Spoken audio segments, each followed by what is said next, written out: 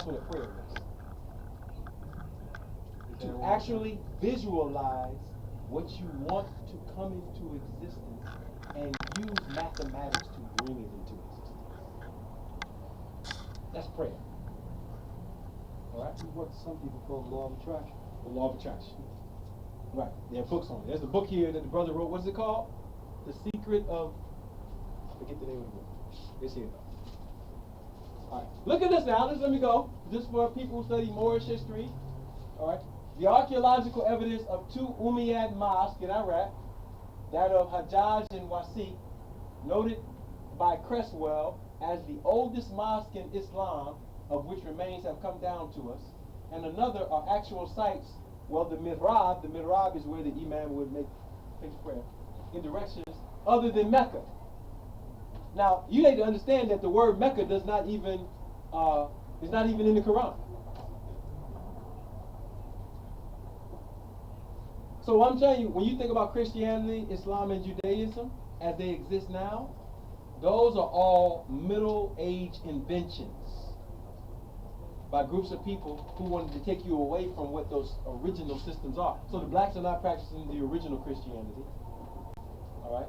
The Muslims aren't practicing the original Islam, and the Hebrews aren't practicing the original Israelite tradition. If they were, they would be in body politics. They would be dealing with nationality. They would be dealing with cultural science. And there wouldn't be no argument between any three of them. Because they were one lineage of people at different epochs of time. There wouldn't be no argument.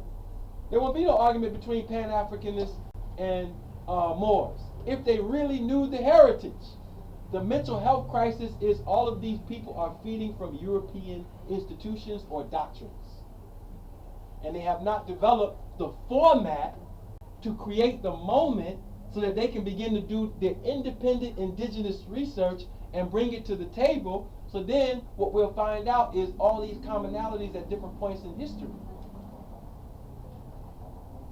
So now the one who goes and gets their PhD in African studies is arguing with the person in Islamic studies, is arguing with the person that's a reverend, is arguing with the imam, is arguing with the rabbi, is arguing. They're all arguing, and the white man is at the middle of that joint. Just hallelujah. That's what's happening. So how many people get this education when they go to Jummah prayer? Not that many. The difference of the mosque orientation and corresponding winter sunrise and sunsets, azimuths, or the cities is small except for Kufa, where orientation is closer to Qibla. All right. This shows that the early mosques were astronomically oriented towards the corresponding winters, sunsets, and sunrise. Now, why? Why? What's the question? What is the winter solstice? What's the date? December 21st. December 21st, 22nd, usually every year. All right. And then what happens to the sun at that moment at time? It's at its lowest point, so you have the longest night of the year. All right. Not only that, let me show you. This is important for science. You have 3 days where the sun is considered still before it starts to make its ascension. So between the 21st and 24th, or 22nd and 25th, as it's making its ascension, its vertical ascension in the azimuth, we call that day Christmas. Ain't got nothing to do with Jesus being born. It had to do with the study of the sun. Jesus was not born on December 25th. Matter of fact, nobody named Jesus ever lived. Because if you have to go back to the original names of the people when Jesus came about in the 16th century, when the J was made and he was put into the King James Bible. That's the first time you saw Jesus. So King James and his scholars were the first people to see the word Jesus. Jesus didn't see Jesus. And he wasn't a Christian. And he wasn't a Christian. Jesus is Zeus. Right. So, what's happening during this time period? Now, we know the earth is on a little tilt, right? But if you study astronomy, it's not the sun that's causing that tilt. Because if it was the sun that was causing that tilt, the northern hemisphere would be in summer the whole year. So when we go in winter, that tilt is facing away. And that tilt is the magnetic pole. which is showing you in astronomy that something has more of a magnetic pull on the Earth than the sun. Right? So we're right here, when we're facing this way, we're facing toward the galactic core, because that's the galactic core that has the stronger pull. So when we're on the inside of our revolution around the sun, as long as we're going on, we're always pointing towards the galactic core, which to our people signify a very energetic and spiritual moment. So at the solstices, they would have prayer, they would have different things that they would give credence to. All right? It was considered a holy period, the winter solstice. All right? So now we have Christmas. And we're still dealing with a whole bunch of energy. The only difference is the energy is coming out of our pocket and into the pockets of other people. So it's still an energetic day. Instead of fasting and praying, you know, you're getting preyed on. P-R-E-Y. So our people know about these periods of time. All right? And the Muslims knew about the period of time. They call that night the Laylat al-Qadr. The Laylat al-Qadr is the night of power, which is supposed to be the 27th night of Ramadan, all right? The special night of revelation. But it's not just a special night of revelation for Muhammad, it's for anybody who's open for it. All right? So when you see us doing our Ramadan at that time period, it's based on all these astronomical factors that we have, our indigenous people have, that our people. So when we talk about mental health, just to close out this point, we talk about mental health. Our people cannot be mentally healthy without their indigenous knowledge. Because it's always going to equal an output of commerce going to someone else who had 300, 400 years to set up their regiment of commerce, or longer, to steal what is innately ours, which is our own mind and our own decisions about our mind. So you making all the Japanese TV companies rich from Black Friday till Christmas, all right? You making all these folks rich, everything's going out of your community. We could change that dynamic if we knew better. All right, so what are we saying about the rest of this? What we're saying is proper worship of God is respecting your traditions and respecting the laws of the universe. That's how you honor your creator. All right? And if the translation in the book does not match that, throw the book in the trash can.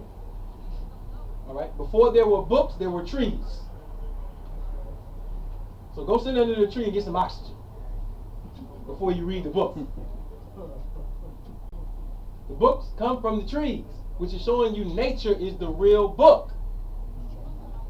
That's the book that God wrote. Nature is the book that God wrote. All the other books came from men and women. And whether they were godly or not, we can't find out until the end of the result of what the book is doing for us. All right? That's hard for religious folk. I come from down south, the Bible Belt. Somebody tell you, what? Boy, don't you know God wrote this book? No, Grandma, God did not write that book. But God inspired the people to write it. He did. We need it in the original language. We need to take a class on Hebrew. Did you think, and I think, that we were going to be godly and have no work towards that? Thank you, Gus. No, we had to have work. So look, let's keep going. So we in the church, and we healthy this Sunday. We're going to get us some watermelon. Pastor said everybody needs to lose weight. We're going to get this. Everybody know what that is? I don't need it. Experience. Right, a science experiment. All right, so I have it right here. It's patented. This is the patent number. Method of controlling the fertility of a plant. All right. The company that owns it is now owned by Monsanto. Syngenta is owned by Monsanto. All right. The patent was issued to Novartis first, then to Syngenta. All right. And this is the patent called the Terminator gene. The Terminator gene is a manganese inhibitor so that the plant will not grow seeds. so that the farmer who wants to plant the next crop has to get the seeds from a biotechnology company. That's called usury. Another form of usury. So these people have become experts at usury. So now what's the remedy? The remedy is have your own farms and a seed bank. That's the remedy. Because if you go to Whole Foods now, even the healthy places, you can't find the thing that has the seeds. So now you're eating this, and you're eating things that have manganese inhibitors, and it's going into the cells as a metabolic form, and it's attaching itself to all parts of your cells, cell membranes, etc. And now you can't have children. And now you can't have children because you are participating in something that you know not the origin of. So what kind of biological health do we have in the community? What is the adverse impact of eating seedless grape, seedless watermelon, seedless this on the prostate of the person of African genotype? What is that? Why are we having this excessive amount of prostate cancer inside of the black community, the indigenous community? Huh? Why is it that way? You know why it's that way? Because we're participating in nutritional models that come from foreigners. When you came on the slave ships or when they captured you on this land, they didn't say, oh, okay, well, good. You on the plantation now? Here's your menu. What you want? You want a salad? What you want in that salad? There was no menu. They gave you the worst animal in creation, the pig, which don't even have sweat glands, that has 3 types of worms in it. The round, the hook, and one other worm. Yeah. So now you're eating that with those worms, and those worms are all in your pancreas, and you got diabetes. You got the worms are all in your brain. All right? They're all around your heart. They're all in your veins and your arteries. Just worms. Everybody in here got some worms in it. Some of us just got a little bit less. All right, we're working on getting rid of that. So the answer to this is our own seed bank and our own farms. And that's what we've been doing. All right? I've cataloged over 250 real heirloom seeds, not the stuff you buy from Home Depot. Real heirloom seeds, so that when we start our farming project next March, we'll have these things. Real cucumbers, not the cucumbers that you see at Whole Foods. All right? Congo watermelons. These are things that we need. All right? So that we can stay healthy. Look at how they get us. Well, I'll come back to that. So, we formed the Aboriginal Medical Association to deal with these things. So this is going to help us deal with our indigenous health. And I only got a few more minutes, then we can go to Q&A.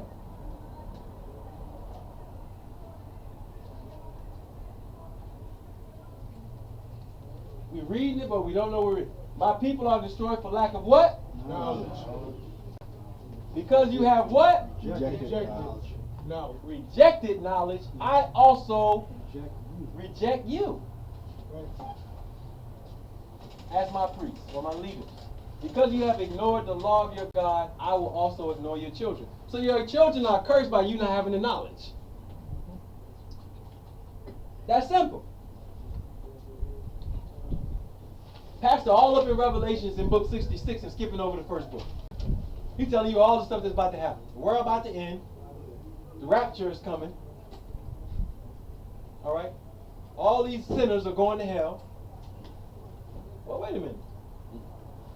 The end is coming, the rapture, and the sinners are going to hell. No, we're already at the end.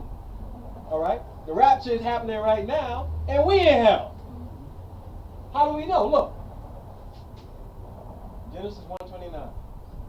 I give you every what? Seed bearing. Whoever wrote it could have just said plant. I give you every plant.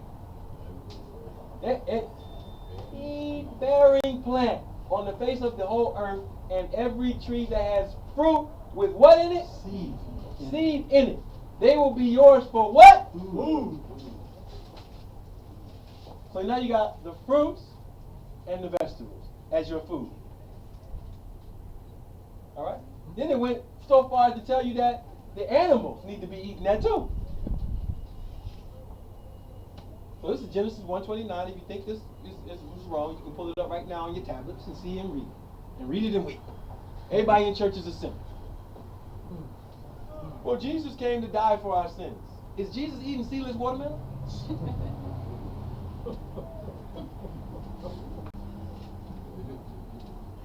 I wonder. You see what I'm saying? You see, I ask some serious questions. So look, let's get this right. These people are studying you. You know who this guy is? The reason why you don't know who he is because you're not supposed to know. He has a patent on melanin. And he don't have no melanin. Why does he have a patent on something that he doesn't have? Why has he written over 200 papers on melanin? And none of them are given to you.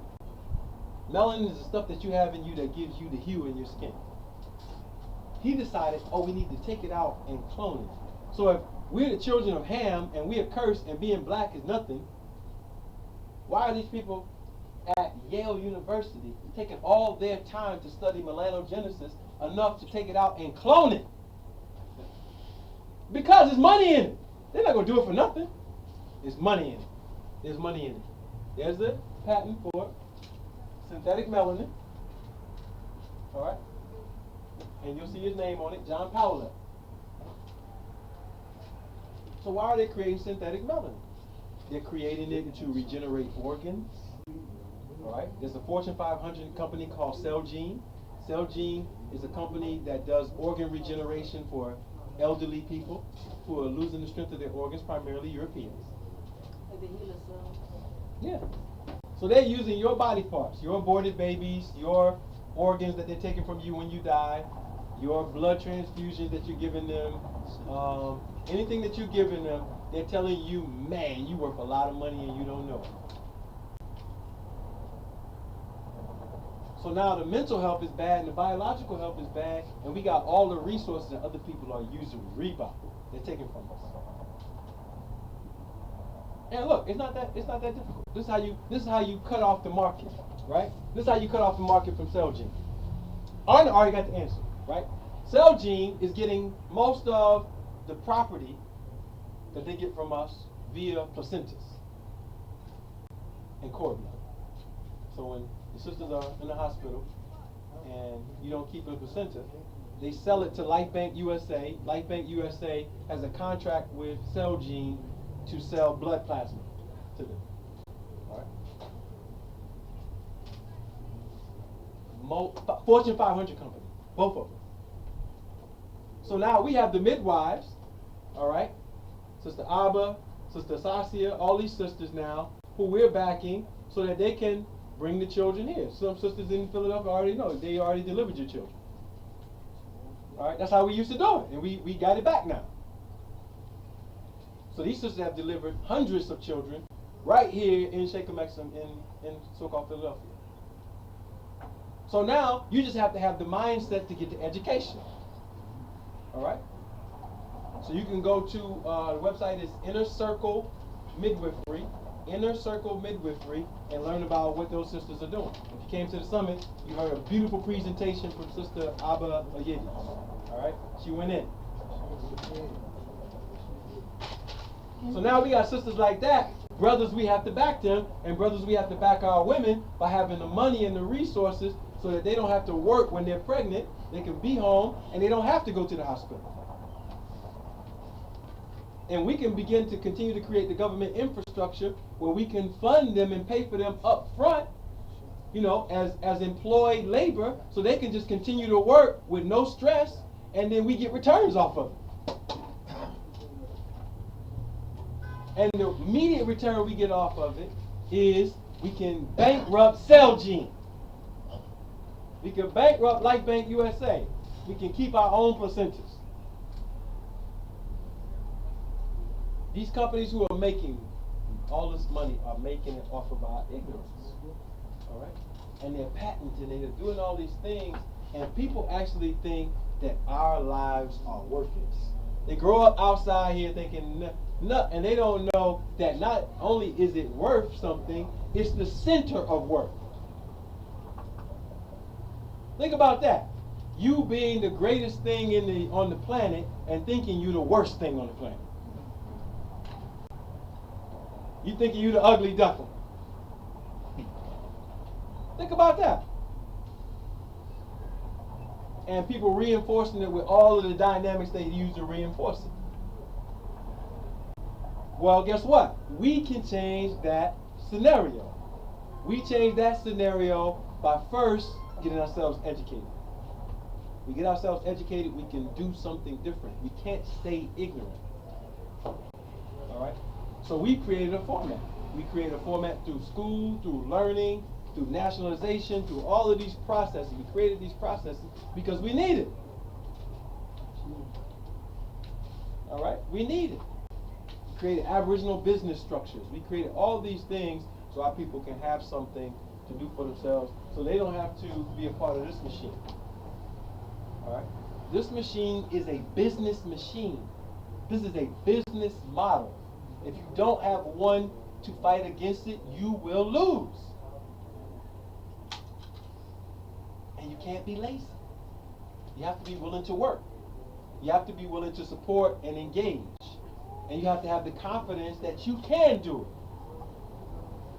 How is it that you could be the first people on the planet and do all of the stuff that everybody's talking about? It's all here now. Ain't no speculation about it. Pyramids in America, pyramids in the first sewer system, the first everything, the patents on damn near everything. And still be here in 2015 wondering what's the next move. There's no wondering what the next move is. All right? So my mantra is, get in honor and get busy. I used to support lots of other organizations. I can't keep doing it. If they're talking about forming a body politic, I support them. If they're not talking about that, it makes no sense. Not now.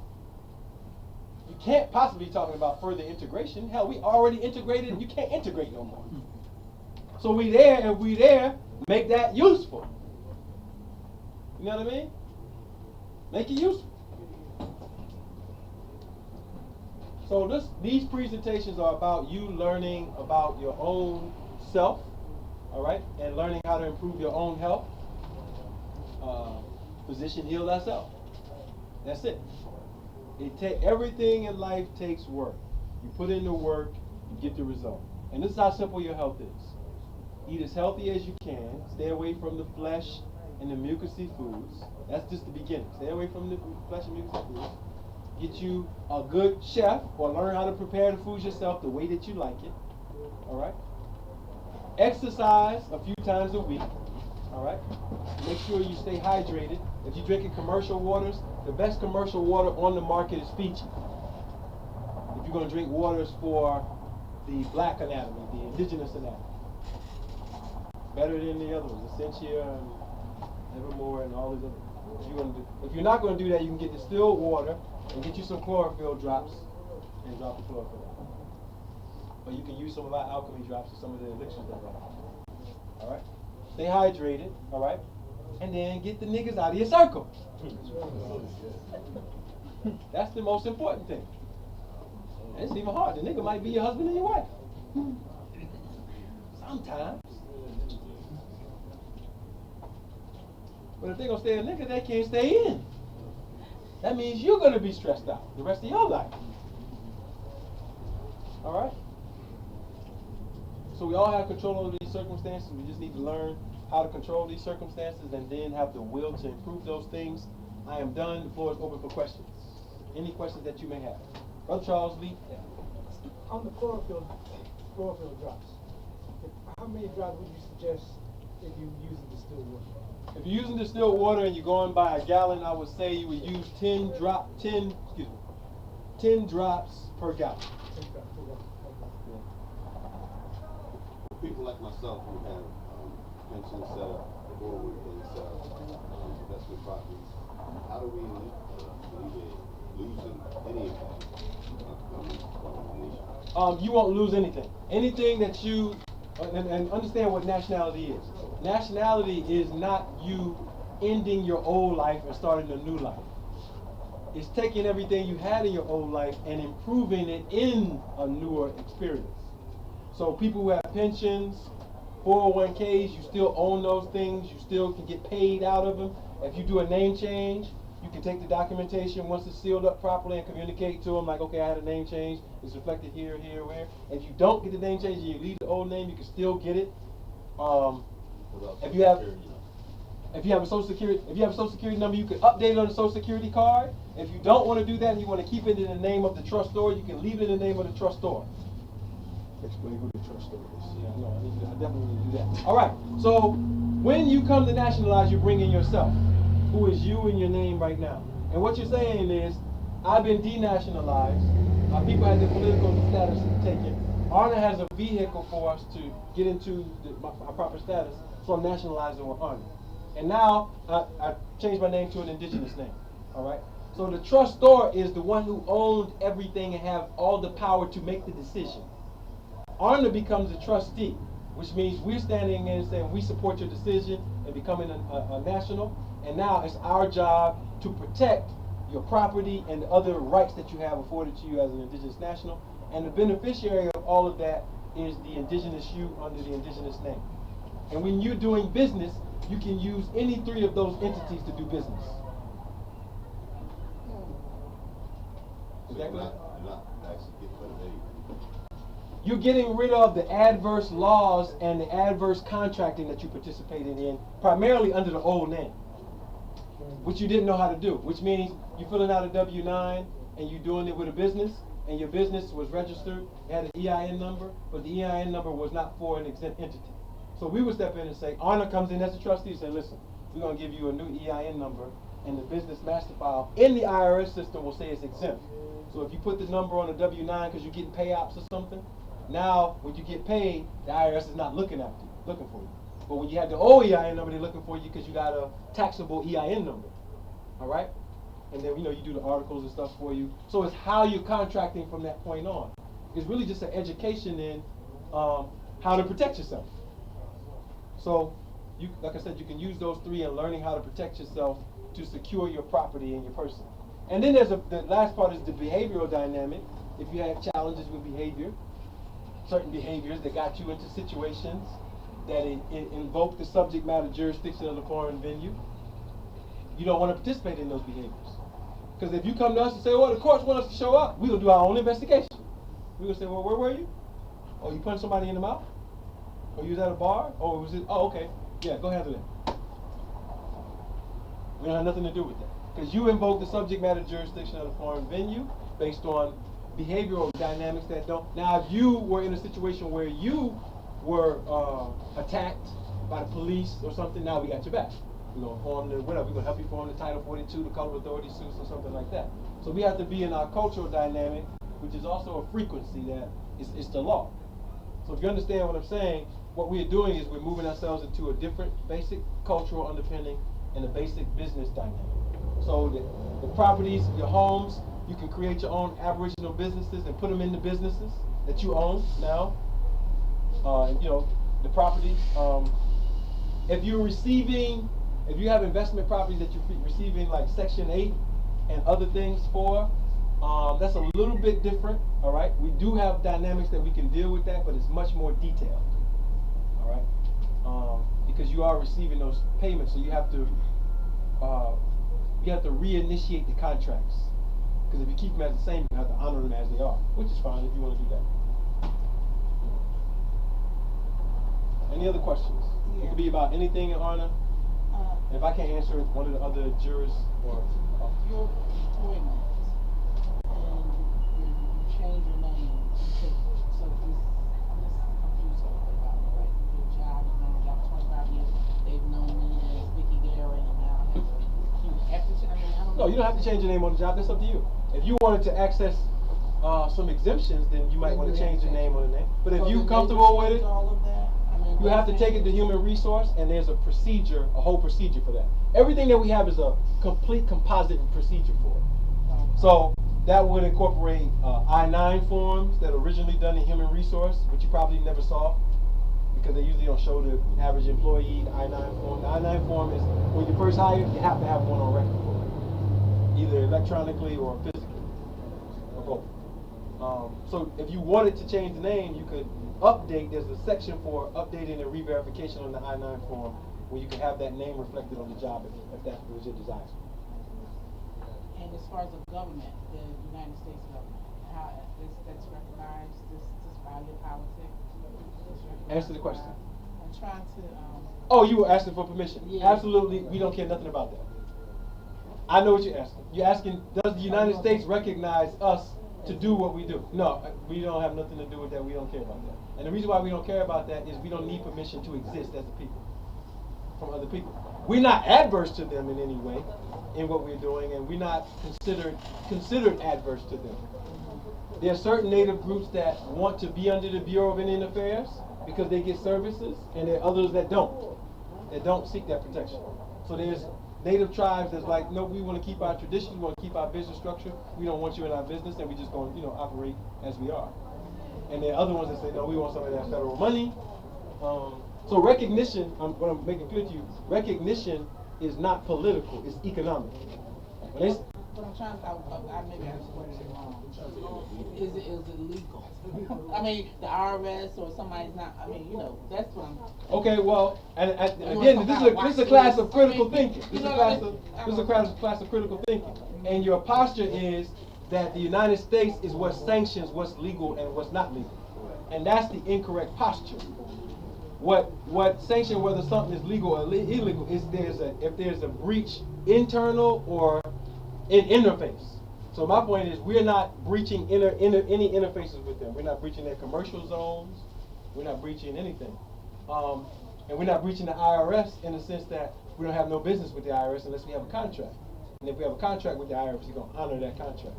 And those contracts come in the form of W-4s, W-9s, W-8 bins, all of the forms that deal with those things. If we sign up to pay taxes, we're going to pay them. And if we sign up for exemption for a business operation, then we're going to be exempt. So we're not about tax evasion. We're not about any of that stuff. But we are about our own autonomy, and that's what our people don't understand. Our people need a better idea of autonomy. Autonomy means you have a self-identifiable right to exist as a community. Other people do it. They do it politically and they do it religiously. You can have whole groups of Jewish communities that have their own court systems in New York. And you don't hear about the courts because it's none of your business. It's none of my business. It's none of our business. You see what I'm saying? But they have adjudication, and nobody from the outside, the police can come in and say, shut this court down, this is illegal. Because they have an ecclesiastical right to operate those courts. So, the best thing I can say about this is we haven't been taught civics. So a civic reorientation can tell us what is lawful and what is legal and what those terms actually mean. But we are adverse to none. That's all I can say. We're not adverse to the United States. We're here. We're U.S. nationals. You know what I mean? We have allegiance to the Constitution and the organic laws that apply to indigenous people. So, and we have to obey the laws. We can't be out here, oh, I'm indigenous now, I'm about to run these stop signs and run these red lights. You see what I'm saying? Because now you're invoking the subject matter jurisdiction, and you're either going to pay that ticket or go to court like everybody else. So how do you determine you being indigenous? Because everybody, you know what I'm saying? Yeah, how do you determine that? You determine it by bloodlines, just singleness, and just that's why I showed you the depiction. Yeah, so when you go into the anthropology, the bones, the accredited institutions that have done the research, it's known what the blood types are, what the genetic types are of the indigenous stocks on this land. So is that something that you would have to give them to show that you are the indigenous? I mean, to prove. No, you have to. The proof is you being a part of a body politic. Okay, that's the proof. Okay. No, because you knew. You gotta ask those questions. Did I answer it good enough for you? It's like if you were a part of the United States, and if they want to say, well, what do you gonna pull out an ID? Like, this is my passport, this is my identification, and you would do the same for us. You have a course in civics. Yeah. We do the courses here. We do them by webinar and we do them here. Our courses start in October. So we do courses on law, we do courses on health, we do courses on a number of other things. You know what I mean? Economics, we have a whole course outline, and it's at the website aboriginaluniversity.com. You can't access that site right now because it's only for people who have signed up. In the future, you'll be able to access pages that explain the curriculums and the things that we run. But yeah, we do that. And when we come to class, we'll be handing out the flyers and the other information. One of my pensions and one of my 401ks, I got another year before I can go out and collect that money from the pension. And any way to get around that where I can, collect it early? Yeah, without the penalty. But that contract is already signed where I'm supposed to stay in. Right. You have to honor that contract as you signed it earlier, unless there was some type of severability that allowed for that. And yeah, see, contract law is pretty basic. Whatever's written, those are the terms. And if there was some type of disclaimer for you to do that, it would be, encoded into it. Having the indigenous nationality doesn't allow for you to violate those stipulations. It only adds to the fact that once you get it, we can show you how to protect it so it won't be, taken away from you. If I got the contract, I don't get someone who's experienced reading the contract at all. Yeah, absolutely. You can make sure we share our numbers with you at the end so we can do that. Brother Dick. Well, what I did, when I retired. Go ahead. I set up the Aboriginal Trust. Then when the retirement lump came in, let it go into the regular account, and then I rolled it over from the IRA into the trust, and then with no penalties. So, that's the only way around it, really. Well, he was asking collecting early. Oh. He was asking about collecting early penalties. If I can roll it over and then collect it next year, that would be the same thing as what you now, right? Well, I don't know. Yeah, that would be reading into what the terms are to figure that out. You had mentioned earlier about private schools. Mm-hmm. I guess some teach the things that you are teaching now. Mm-hmm. Do you have any in place now? Are they nearby? Right. We won't have a private school for the children until next year. We operated Academy of University of Science for years here at 46th Street in North Philly, but I shut it down just so that we can redo the curriculum, and I'm pretty much almost finished. I ran the school out of the Nation of Islam at that time, so I wanted to change some of the things in the curriculum to suit what we're doing now. But 2016 in the fall, we'll have that open from students who are 4 to 17. We're only going to take about 150 students the first year. But Aboriginal University for adults will be open. Live classes will be in Germantown, and then if you can't make it, you can watch it through webinar if you sign up to the course load. If you have a pension, is that considered a contract you made previously? If it's not, can you take what's in it? That's a trust, right? Mm-hmm. Can you take that trust and roll over to your own trust underneath the Okay. It depends on how you're doing it. You're saying that you're getting the pension and you want to get a full payout into the trust, or you want the cyclical payments? How are you getting it? Well, the main thing is you want to prevent Taxation. any third party from interfering with that or taking it, or seizing it from IRS or whatever. It's your money. Right. Presently, it's coming from a payer, from another trust, pension Right. source, whatever that is. So you want to protect that. Right. How do you do that? That would be a matter of communicating with the pension body to say that these assets now, because you've done your nationality in your name in that sense, these assets now are a part of me and my tribal government's assets. So if let's say they got a letter from the IRS, and the IRS is saying he owes us money. Well, what most people don't know is that when the IRS files a notice of tax lien against you, after they file a notice of tax lien, you have a certain amount of time and they're supposed to go into the court, or you're supposed to go into court. What happens is, nobody goes into the court and they start exacting garnishment powers. But the code under the Fair Debt Collection Practices Act says they're not supposed to do that. Right, it's a violation. So if that moment happens, then the government and you are supposed to communicate with them prior to that, and at that time to say, okay, well, we're going to open a court case on this issue. no funds are to be extracted from the payment to be forwarded to this whoever this third party is. And then it would be our job to actually open up that case. Because what we're supposed to do is, we're supposed to be on the, once we start getting pensions, in that sense, we're supposed to be in a position to communicate to the job who we are so that our status is known to the job. I'll say that. Our tribal status is known to the job.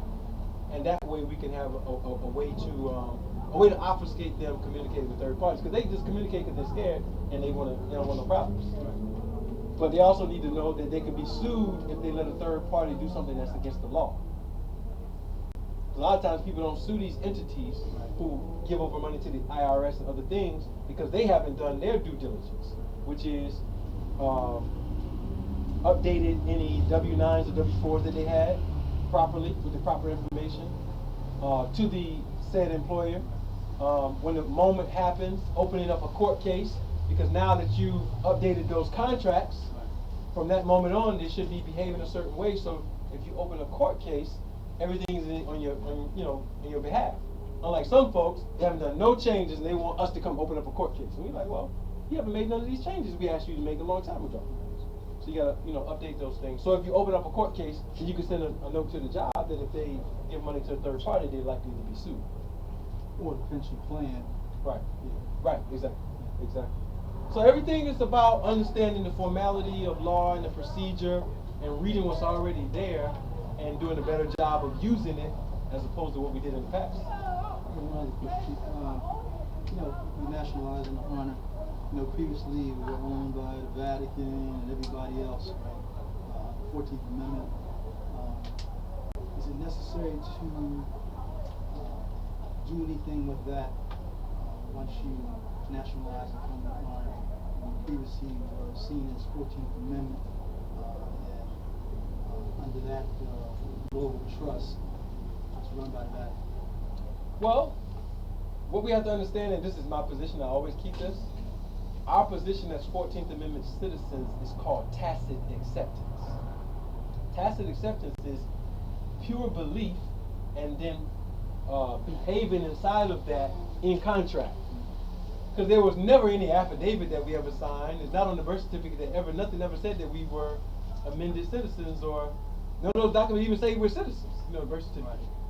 So what happens is we grew up in a culture and we start participating in contract and behaving as if we're that, with the expectation that we are responsible for this entity, and this entity, and we sign the contracts to do that. So the thing about honor is saying that we have never been citizens, even though we believe that we were. There are no indigenous people that have ever been natural born citizens. You can't be that. That's why Mike Huckabee is saying what he's saying about the Dred Scott now in the public. He's kind of sending out codes, the Dred Scott was never overturned. It's like, oh yes it was overturned by the 14th Amendment. He's looking at you like, okay. You need to go back to law school. You know, because he's telling you, okay, well, the 14th Amendment is not real citizenship, dude. You see what I'm saying? Right. It's citizenship for artificial persons, not free persons. They literally took the word free out. So you're not a citizen. You know what I mean? And our people have never been citizens. We just believed it and started behaving in contract like that. So you say, oh, well, I have rights. Just like, no, you don't have rights. You have privileges and benefits. Because if you had rights, then some of these outcomes that we see legally would be a lot different, in our community. But we can get to the position that we have rights, and rights are power. How do you enforce rights? Power. So they don't just have a judicial branch, they have an executive branch. All right? And then they have a legislature. All right? And then they have a whole economy that's running the whole thing. The bankers and the people who are in finance. So we don't have to go do no special documents, no long-winded. People back in the day were sending notices to the governor, and it's not even necessary. You need to get inside of these types of classes and learn how to operate a contract. Any other questions on law? How do you become a part of Okay. All right. So the first thing right now, you can still use this website until the future we make changes. Governmentreparations.org. There's a video on there on the page It's an introductory video, all right? And the instructions that I'm telling you are on that page, governmentreparations.org.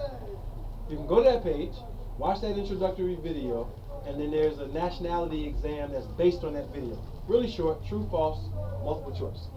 You take that exam, and once you complete it, you can bring it back to this class. Or you can email it to the email that's on that page. The nationality exam is to make sure that you're familiar with what you're about to get into. After you do that, then there's the intake form there also.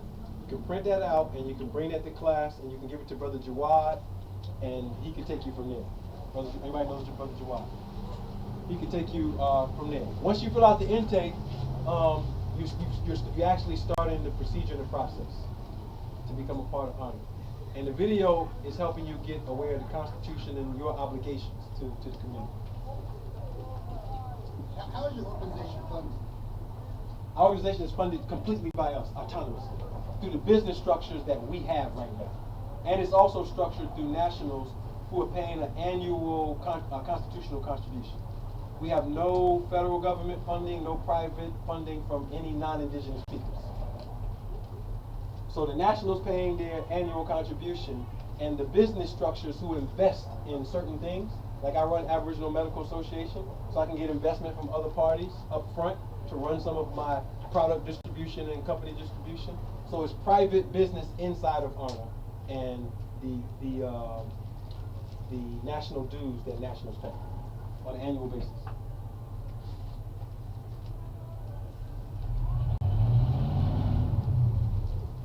Come on, y'all gotta have some questions. How long has been in existence? Well, we don't like to say Honor has a birth date because indigenous people have been here, but we reformatted the structure for starting in late 2004, early 2005.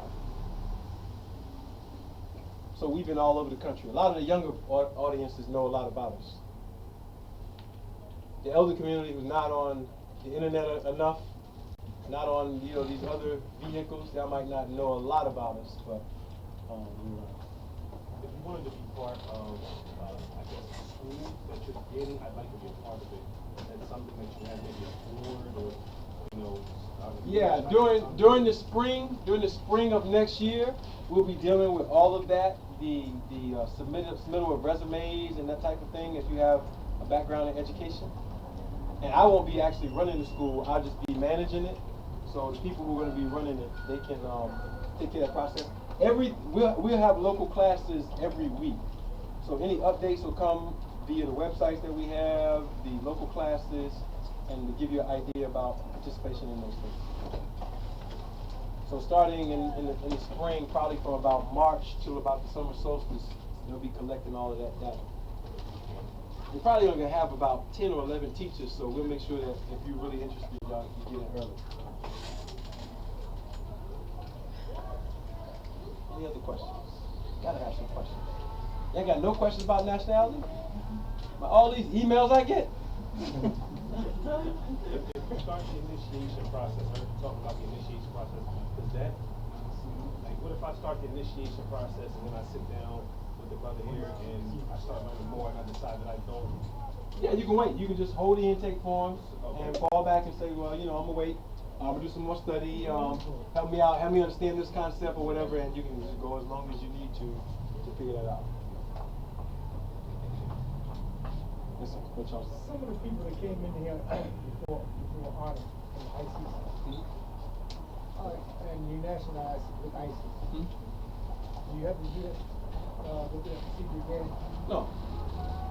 And what the elder's talking about, we use a different name in the beginning, International Indigenous Society or International Society of Indigenous Sovereigns. And in 2008, 2009, we started making the change, 2010 actually, 2009 to 10. We started making the change for ARNA to formalize the community and body under Aboriginal Republic of North America when we updated the Constitution. So anybody who nationalized then is still in, as long as they've been paying their dues and staying up, with operations in society. Constitutional contributions. The dues are taxes. Yeah. Can't run a government without taxes. I know some of y'all looking funny at me like, taxes? I thought you said we were tax exempt. Yeah, from the foreign body. Not from us. You gotta pay dues. There's no percentage. It's a set fee now, and that's to be calculated by this man. And I don't want to speak on that because I know they changes. So Right now, as it currently stands, it's $360 annually. Annually. exactly, that's the cakewalk, right? But that's going to change. Right. I was waiting on that. Yeah, I was waiting on that. So, so yeah, the cabinet will keep everybody updated on any changes with those contributions and how they do that. They're going to do the fiscal budget and organize that. And so you'll know from class and from any other form of communication. I got no questions about nothing. Come on now. Some of y'all looking like I know all this Aboriginal stuff already. So you were talking about if we were to change over and we change our names on at our jobs and things like that. If I don't have a company and I'm just an employee, I won't have an EIN number to put on any of these forms. So how does that work as far as you won't need an EIN number? Well, you'll need an EIN number for your trust. Because you're going to get one for your trust anyway. Because you're going to have to open a bank account in under one of our businesses, and the reason why we do that is so that the assets that you have in it can't be touched. So we do that for every national to protect them. But if you had a job and you're not in any entrepreneurial form of labor, then there's no need to use the EIN number in that structure. I was asking because you were saying about being exempt. So if I'm an employee of someone who pays taxes to the government, I still have to pay those taxes because I work for them. Is that how that works? You can submit your I-9 forms and updated W-4 forms. The only thing is it's not 100% guaranteed that you will be tax exempt as an employee. We can only guarantee 100% tax exemption as an entrepreneur. So you can submit the forms because there's availability for the exemption on these forms. The challenge becomes if the job says, "Oh, we're scared, and we're going to take the money out until we get, whatever." You can take the complaint to the EEOC. There's a lot of different things you can do to enforce that exemption, but it's a paperwork type thing. With the entrepreneur thing, is nothing. It's right out from the rip. You get the EIN number, the exempt number, and you're good. And you learn how to fill out W-9s and things like that. Right. Okay. Any more questions? All right. So if okay.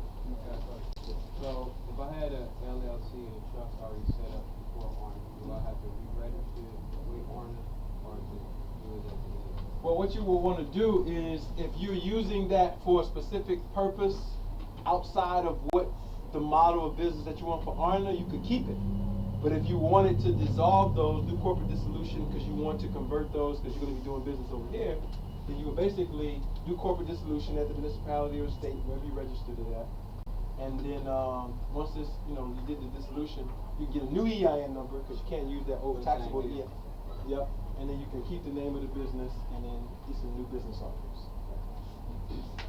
But what about vice versa? If you had an EIN number in business, right, other than Arna, and you just want to transfer it to Arna, can you do that?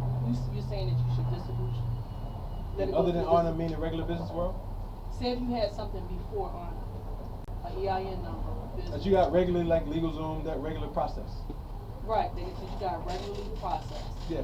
And you want to transfer that over into Yeah, you can't transfer the EIN because it's in the IRS business master file as a taxable entity. Right. So you need a new EIN. So you need to go through dissolution. Yeah, they have forms, corporate dissolution forms down at the local municipality where you register to that, or at the Secretary of State's office where you register to that. It's a form you can fill out online, and all it's saying is, I'm dissolving this business and you're registered. So the EIN number that we have as a result of being nationalized, you can establish a business under that EIN number. Yeah. Because I mean, basically, at this point, it's like based under our names, right? No, it's based under the business. Under the business. Whatever business you start, like it could be such and such operations, enterprise. No, I mean right now I have an EIN number based off of my name. That's under Net Zakia L. Yeah, but you still have it under a business. Your individual name can never get an EIN. It has to be a business, an LLC or something to get an EIN. So what's the business is Arna? No. Your private business. Is a business. Yeah, your So- trust or any other business you form. You can form businesses and honor like you form in the regular society, instead of regular society. But there's no name under it. There's Yes, no, it is. There's, So whatever your name is, right. trust is your business. Oh, the fact that it's okay, Yes. Zakia L Trust. Exactly. That would be Is one. It business. would be Zakia L. Got it. But Zakia L can also make plastics enterprises with Zakia L as the CEO. Okay. She can also make Dollhouses Incorporated, you know, Okay. and be under honor. You see what I'm saying? She can make 50 businesses and be under honor. Okay, so do I need to notify them of those individual? Notify different- them. Who is them? Well, the IRS. That's No, under you trust. you already start. You're getting the EIN from the Department of Treasury. The IRS doesn't give out EINs. It's the Department of Treasury. Department of Treasury. The IRS taxes. Right. It's the tax arm of the Department of Treasury saying, okay, they signed up to be taxed. We're waiting on you 3 years. Oh, you ain't filed nothing yet? Here's the notice. You're 3 years back. Okay. Give us our money. Okay. So, because we are registering it as exempt entities, they're never going to send us letters. Right. Because we're not in their business registry as taxable entities. So if I wanted to, so in other words, are you saying that okay, all of the things that are under the Zakia L's trust, if I wanted to, okay, say if I was doing my tinctures that I call Happy Spirits, could I put that under my trust? In that name, how do I? What do you mean? Can you sell it? Are you No. asking? Is it a business operation under your trust? Yeah, you can do that. Okay, and how do I need to do that with Arna, or do I just say that this is? You have to do it on it to get the EIN. So I would be getting another EIN number? You'll be getting the EIN from ARNA. If you had one before then, it's taxable, so you wouldn't want to keep it unless you want to pay taxes. I have an EIN number with Arna. Okay. And you can use that for Trust. business service. You can use that for business services, products, whatever you want to use it. Even with another name. That's what I'm asking. What is the other name? The Happy Spirits Happy Spirits is the name of your product. is the name of my, yeah. Yeah, it's just a Right. product. Or the company. If you want to start a company called Happy Spirits, you can start another company called Happy Spirits, and it can be under ARNA. If you want to Okay. sell Happy Spirits products under Zakia L Trust, you can sell Happy Spirits products. Okay, and I would need a different EIN number if I wanted to start a company, Happy Under Spirits. Happy Spirits Trust, you would get another Another EIN number. EIN One. number, okay. Clear? Got Clear, it? I'm clear. I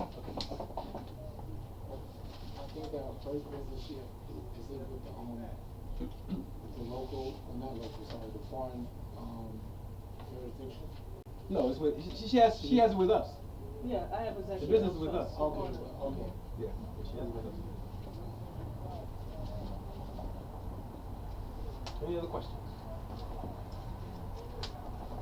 Any other comments? Do you plan to make any moves as far as like people's land vessels that get cars?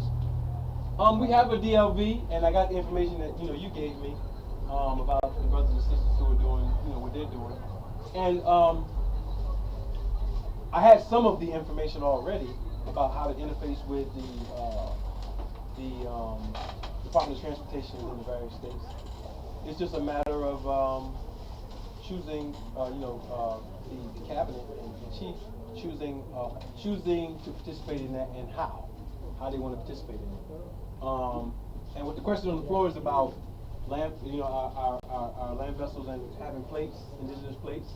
And there are programs in certain states where if you have a tribal government or there are other tribal governments who are already contracting with some of these state entities to get, indigenous plates.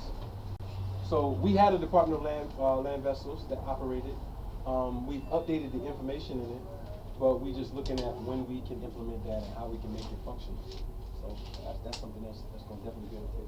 Any other thing would be with, like passports. You foresee that coming into effect in the future? Well, I see passports as a form of identification, being something that we can use in our daily operations. However, the passporting system that is standard on the planet right now, it was updated, and the company that does the coding for the chips in it, Siemens, you got to put almost I think $2 million up front to get that type of coding. And the reason why I'm saying that's important for us to understand it on an international level is because There was a Native American tribe about 2 years ago that had their own passports, and they were trying to go to a soccer tournament, I think it was, somewhere in England. And they had their own passports, and customs shot them down, and one of the reasons they shot them down is because they didn't have the international standard of an identifiable coding system. So they never revisited it or said that we're going to update or upgrade anything like that. So my point is, if we develop something like that, we would have to go through that systems, and that's the only way Homeland Security and other entities would probably feel comfortable, because they're controlling the borders right now, with us doing something of that magnitude. Because it would ensure that we aren't committing some type of fraudulent thing to get so-called people into the country who could commit, cause harm. But I think that that's something looking forward. We can use our U.S. passports that we have now, and we can update our names on them. We can fill out the DS-75 form, where we don't have to check the little U.S. citizen box. We can leave that blank. Yeah, we can still operate in society as we are until we find a viable means for our government to create the moment for us to do those things. So you have a protocol in place already to get passports as United States nationals. Well, we have a protocol to fill out the applications properly. We don't have the control over what they're putting in their system, but if it was ever a question, they wouldn't be able to say, we consented to what they do. Because at Social Security and these other things, you can fill out an application and it has certain information on it, and they can go in the back and in the computer and input certain data, and then have you in there, you don't even know until something comes up. And then, so what we say is, if you have a contract, keep 2 copies of it, which you filled out, everything. Even today we got technology. If you fill out an application in front of a customs person at a post office or something, and you just take screenshots of whatever you took, because that's a corrupt zone. So they do all kind of things, and we don't know what they're going to do. But we still have to live in society. We want to travel. We want to do these things. And if we don't have our own passports to move across borders, then we're still going to use the ones that are there. What about the world citizen passport? No go. You have problems with customs, major problems, because they're not going to accept it. And world citizen passports aren't on that type of upgrade. We used to use those again, and I would recommend if you're going to use it, only as a form of identification. You're not going to have a lot of success. You might even be able to leave sometimes. You're not going to have a lot of success coming back. They're going to hold you, they're going to detain you, they're going to harass you. Even with my United States issued passport, whenever I return back into the country, I get stopped every time without fail. I just walk up to them and go, all right, where do I need to go? Yeah, So, yeah, exactly. So yeah, they're my gonna name. My name, and they know it's me. As a matter of fact, I came back in from the Dominican Republic, was going into Puerto Rico. They stopped me when we went through the little room. The guy goes, "So you still doing consulting?" Yep. Okay, here you go. Because it's the same thing. Every time. And we had to understand as indigenous peoples, when we're traveling and doing business internationally, we're always monitored. Right? So that's another aspect that we need to understand. See, the U.S. foreign policy is just real. Who's making money outside of this country and who lives here? Because now you're into the big boy market. You see what I'm saying? Big girl market. So, they're going to watch us. And then you will have those issues. Transition, are there any obstacles that we can expect to run into? Ignorant people. That's it. The biggest obstacle is false expectations and ignorant people, which sometimes can even include ourselves. So, we're not the perfect heavenly society. So you might come across some stuff or hear some stuff, and you're like, "Oh, wow, I didn't know this." We still live in, the same world. But the ideology and the protocols are pretty much set up for your success. And if you follow these basic directions and instructions, all of your business will be tight. You'll be able to open your accounts, you'll be able to live in society and operate, you'll be able to protect your property, you'll be able to do those things. What I find out is that people who are studying this type of information, they're not used to people who are focused. So they go in, they dibble a little bit with the Great Seal, and then they're over here with this group, and they got a little bit of this. And I'm not saying you shouldn't study, but the first thing you should study is the business structure of the people you're studying. That's going to tell you about what they're about. And if they don't have any business structure, that's going to tell you what they're about. Mortgages. That's under the old, whatever contract you have under. No, that's the contract that you signed up that you're obligated Like to the unless you challenge it lawfully. Yeah. So nationality has nothing to do with getting rid of mortgages. I'm saying like. No, I'm saying for the people who are listening, because I know some people are like, oh yeah, you nationalize and you get your mortgage discharged. Oh no, what are you No, talking not about? the mortgage discharge, just the taxes on the like property tax. Yeah, whether you are national or not, you can deal with removing property taxes. That's a matter of contract. You don't have to be a national to get rid of property taxes. Yeah. Yeah, it's a lot of stuff they didn't teach us, right? Yeah. No, we don't. This is clear for me. When you use the term nationalizing, I was always under the impression, understanding that nationalizing is to make something national property. Can you explain to me the use of the term nationalizing as applies to honor? Does it mean something different? Is another definition for that is different? Is that related to naturalizing? Yeah, naturalizing and nationalizing are two different things. Nationalizing is what you said, but it's in the jurisdictional sense. Nationalizing can be nationalizing an industry where it's under governmental control. All right, and then the nationalization component that we're talking about is bringing an individual within a governmental framework. So both of those can be. You can bring natural persons or business operations under nationalization. Naturalization is a little bit different because you're dealing with people who are foreigners who are now by some construct able to come into a jurisdiction that they couldn't come into before. So it's a little bit different because we have just sanguineous rights to be a part of Ireland. It's not a foreign entity to us. So yeah, naturalized is what they're trying to do with the 14th Amendment. They're trying to naturalize you into participating in a structure that you are innately foreign to. We have just sanguineous and just solely. Right. Exactly.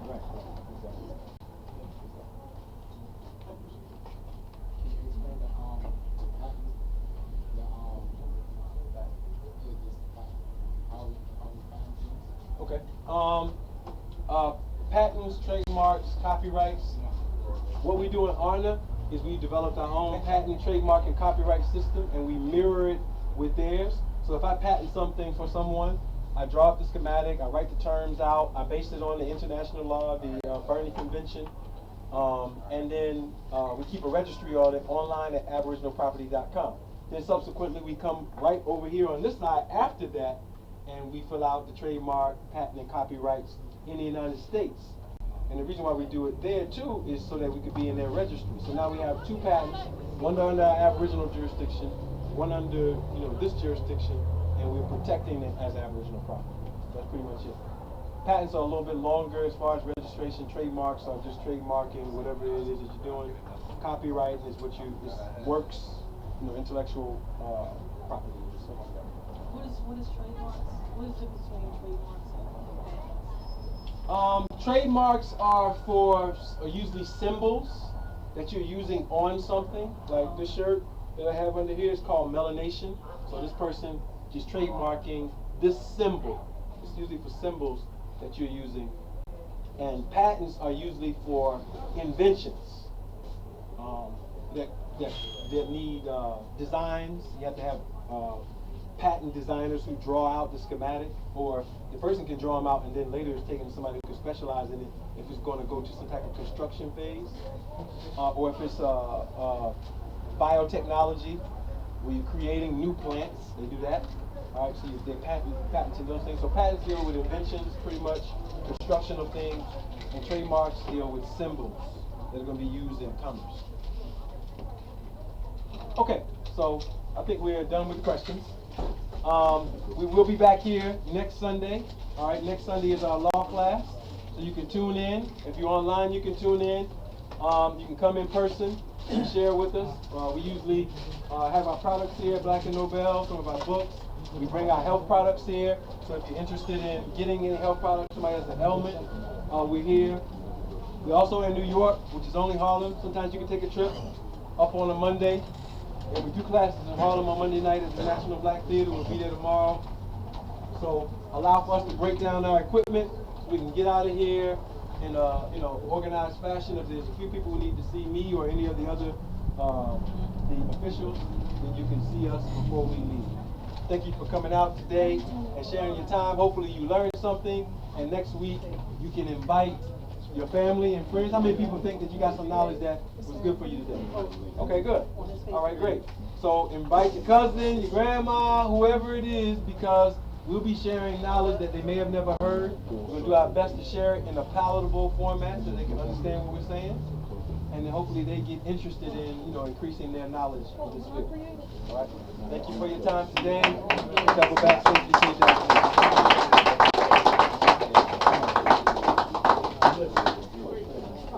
Do we have any announcements? Any? We good? Okay. Now Yes, the website. What happened? If anybody needs the website, it is governmentreparations.org. If you need any of our numbers for communication, you can see us after we break down what we're doing here. Did everyone sign the sign-in sheet? Okay, thank you. One second. We break this equipment down and I'm coming right to you.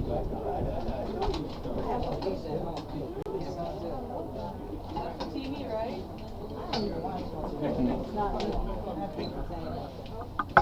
Good, how are you? What's up, young lady? How are you? I'm good. Everything worked out with the vaccination thing? They didn't give you no problem? I know, right? I love it. I know, right?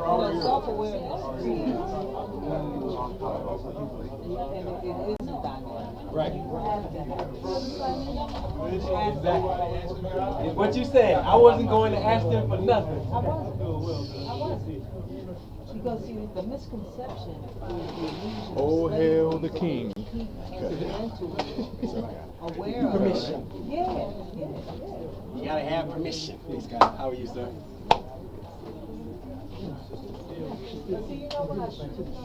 How are you, sir? I know, I need to see that was bad. When I printed it, The same. Yes, sir. Yes, sir.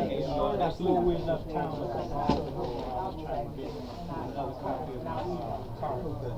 ID cards? Okay. I know. And I you can see Brother Jawad, and he can take you because Brother Bay does that for us. Oh, you know what's Brother Jawad right here? And he can give you all the ins and outs on that. Brother Bay is on Spring Garden. He can give you the address. Okay. He said, every day, including Hey, family, how are you, brother? Money comes from the government. I use a credit union. I'll tell him your name. Kingston, the king. So I'm going to, now when I go to trade and get to my bank, I see we don't deal with banks. I see if it's another credit union, I'm going to deal with banks. So I'm thinking maybe what I'm going to have to do is trying to see if I can use it. I'm merging that credit union with my birthday. So I'm thinking. Oh, you can see Jawad. You can see Jawad. Yeah. Have you? So it's the government entity sends money to the credit union. Yeah. Okay. They told me the government. Oh no, not that government page. told me Third that page. the only Yeah, way it's just this page right to here. listen to you is try to get my name right, try to accept my application now. It's the only way we can do that. Social Security got to sign off on that. If they don't sign off on that, we're going to continue to do it this way. Okay. So have you taken you went to the Social Security Administration? Yeah, and they shot me down. Right. That's right. What was their reason for saying that? They say we don't recognize the numbers, we don't recognize anything you say. And since it's not on our list, we don't have no reason to talk about it. So they don't, it's the office that you went to. Yeah, the main office. Have you tried to go to another office? Yes, sir. The only one we could go to is the connection. The only one they, the only one we went to, they'll allow you to go to is the one I went to. It's a federal agency. I know. I went to one prior to going there. They told me you got to go downtown. So I went downtown to the main building down there. That's when I got shot. If I'm not mistaken, it's been here. Jawad. Excuse me. Has there been other nationals here that have gone to the Social Security Administration here to change their? None. Okay. So only in where we are. Yep. And in New York. New York is difficult. Your pop check up to the using the wrong language. I wrote it twice just in case you didn't recognize it. And you know, I didn't put it together for a minute. I didn't put it together. I noticed it, but I see it, but you know, I got it now. But you know, you can see it. Right. You got this. So I was thinking maybe we should just do that. You know, I want to get it knocked out. It's strange. I mean, I've never, well, not never, I was a child when I had to count one of my aunts. So I don't know why are they saying they don't deal with maybe they changed the you know. I mean, it's a private thing, so they can change the rules and regulations how they choose. So, I'll see if I can find some credit, some credit union language that says unlawful. As far as I know, they're saying that that's what the rules are. Right, because what I did was I just went and checked automatic machine. Put in the other one. You know, but I mean, if I could just eliminate that. So when you spoke with the government Nationality, they said that they won't change the account. No, they said my name would not change. Right, but you don't really care if they change the name as much as you care for them to transfer the money to the account. So that should just be a direct deposit. Right? So here's what I would suggest that you try. Make this attempt. Get a new direct deposit form for whatever agency sends you the money. Just fill it out, and sign it however you signed it in the beginning. So I'm making it simple. If your name was Charles Lee, just sign it Charles Lee and have it transferred to the new account. Oh, okay. You see what I'm saying? Because if they're saying they're trying to make you do this and do that, and what you really want done is to have that money moved from going to the credit union to the bank, then just do a new direct deposit. Because I used to, I don't have anymore because everything's been moved over, but I used to have personal, like when people were paying me personally, going to my business accounts all the time. Because that's what my accountant had it set up that way, so I didn't have to, instead of me having to file taxes from business stuff, it was just came through the business. Because all I would do is put in the business from anyway, so it's like the middleman.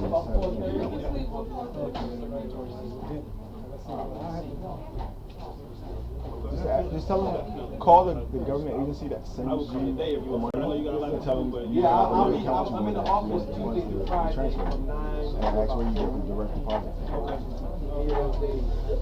That'll probably be the most effective route to get it done quickly, and then we'll work out the Social Security Administration thing. All of them.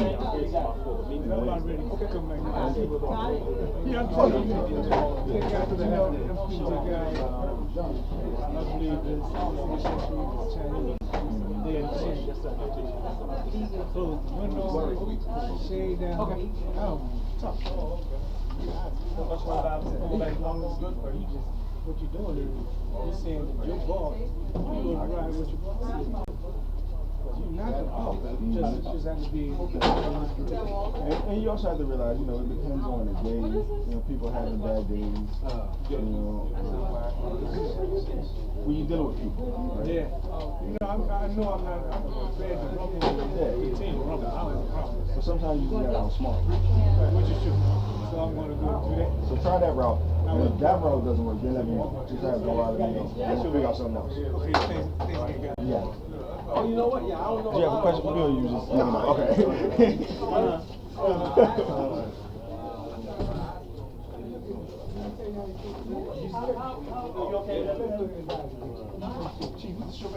Wow. Yeah, got the sugar. I'm doing some stuff for the children. I'm doing some trying to do some stuff for the children. Yeah.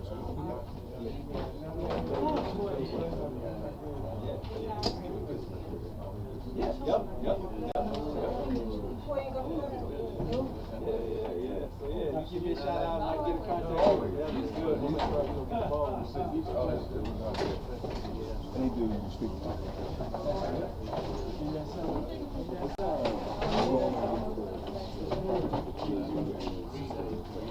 Okay, bought the property, came up with half the down payment.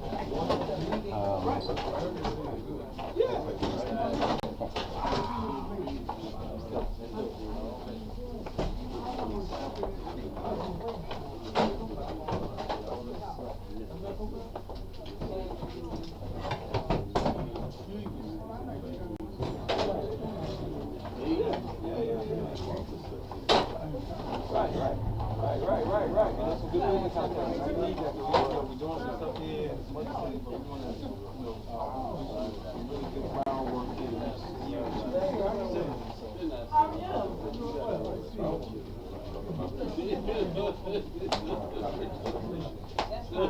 Oh man, I like that. You don't have to say you're sorry. You got to say.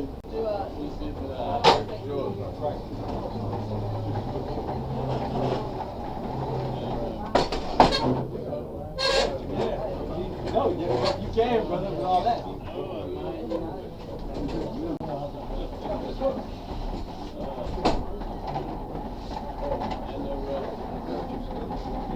Yes, sir.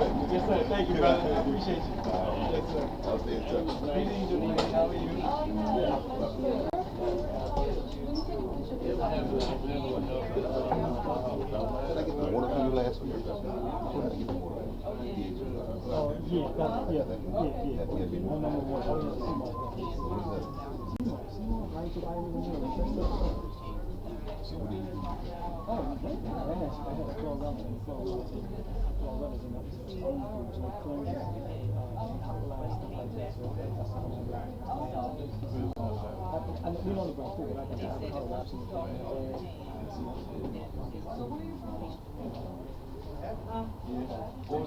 What was it first? What was the area that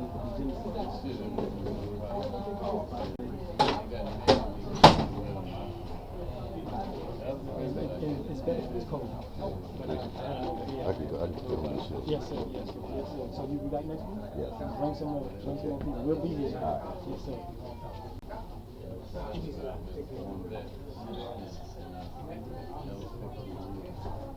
You get your moss from Fahim? We've been I'm gonna make some more tomorrow. I'll get some moss.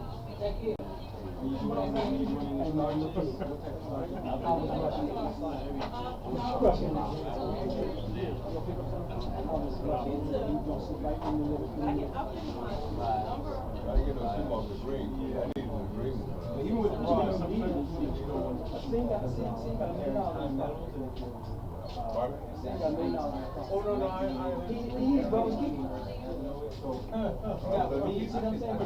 the rock, I'm gonna let him. I do it.